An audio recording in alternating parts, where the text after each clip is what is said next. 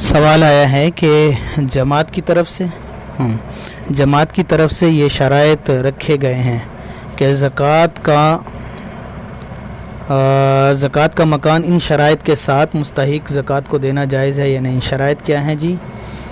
شرائط یہ ہیں کہ زکوٰۃ کی رقم سے تعمیر کیے گئے فلیٹ حسب ذیل شرائط میں مستحق لوگوں کو دینا۔ الف، یہ فلیٹ کم از کم 5 سال تک مستحق آدمی کو فروخت کرنے کی اجازت نہیں ہوگی۔ ٹھیک ہے، نمبر 1۔ نمبر 2، متعلقہ فلیٹ مستحق آدمی کو استعمال کے لیے دیا جا رہا ہے، اس میں مستحق آدمی کرایہ دار نہیں رکھے گا، پگڑی پر نہیں دے گا، دوسرے آدمی کو استعمال کے لیے نہیں دے گا، خود ہی استعمال کرے گا۔ نمبر 3، اگر مستحق آدمی نے یہ فلیٹ کسی کو پگڑی پر دیا یا کرائے پر دیا یا اس کی اطلاع جماعت اور برادری کو ملی تو فلیٹ کا حق منسوخ کر دیا جائے گا۔ نمبر 4، فلیٹ کی رقم جو جماعت مقرر کرے وہ ہر ماہ ادا کر کے اس کی رسید حاصل کرنا ہوگی۔ 5، اس فلیٹ کو دوسرے فلیٹ سے بدلنے کی اجازت نہیں ہوگی، یہ عمارت جماعت کے قبضے میں رہے گی۔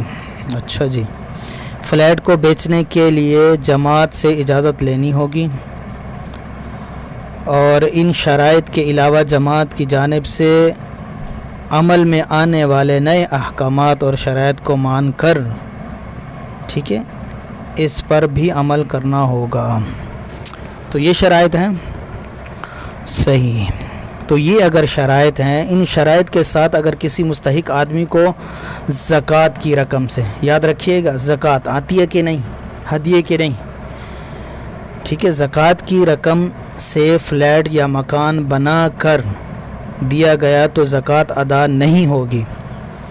وجہ کیا ہے؟ وجہ یہ ہے کہ دیکھیں زکوٰۃ کے اندر ملکیت بنانا ہے اور ملکیت میں دے دینا ہے، اور ملکیت کے بعد اس سے پوچھنا بھی نہیں کہ تم اس کے ساتھ کیا کرو گے، اس کا حق ہی نہیں ہے زکوٰۃ دینے والے کا۔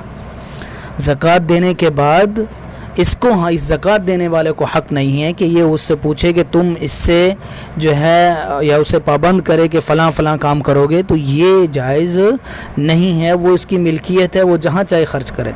زکوٰۃ ادا ہونے کے لیے شرط یہ ہے کہ جن لوگوں کو یہ فلیٹ دیے جائیں ان کو ملکیت کے طور پہ دیے جائیں، اگر زکوٰۃ کے بنائے ہیں تو زکوٰۃ، اور ملکیت کے کاغذات کے ساتھ